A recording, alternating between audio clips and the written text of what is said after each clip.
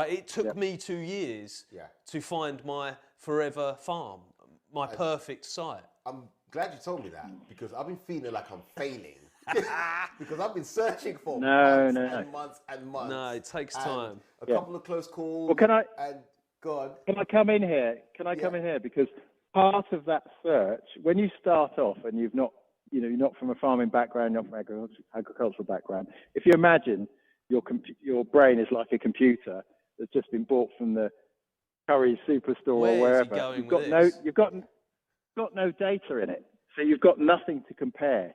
You have no information. So the more you search, the more you do, the more knowledge, the more understanding you'll get as to what represents good value. The more, and this is without even going to view properties, by the way. That's a whole other thing, but the same principles apply.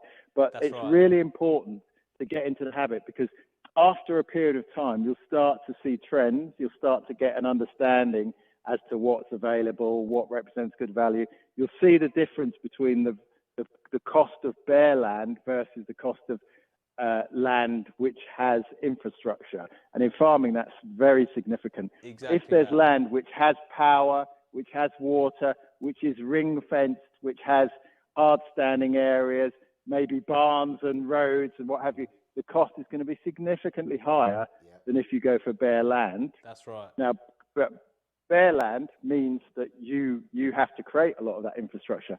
But don't be put off by that, because like when we're looking for houses, we generally are looking for the finished thing, the house. We have virtually no land in the UK when we buy a house. We buy a postage stamp site, and then we have our house and our roof and our foundations and our sewers and our bedrooms and our blah, blah, blah. With land, you're buying the commodity. And if you find bare land, whether it be a part of a large farm sale or whether it be a piece on its own, you will tend to find that the price is the bare commodity price. So there's no inflationary values on top of the value of that land, because it's got these additional things that have been, someone's put effort into putting on. That's so right. You're buying it at real value. Exactly that, and it's an Unless amplifier it's very as well, small. right? It's an amplifier. So if you get just normal land, you can negotiate that 5, 10, 12 grand an acre. Okay, that the price doesn't really move a lot from there.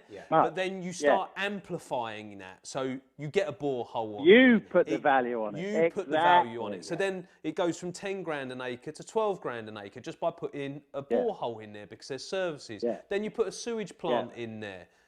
That's another £3,000–4,000.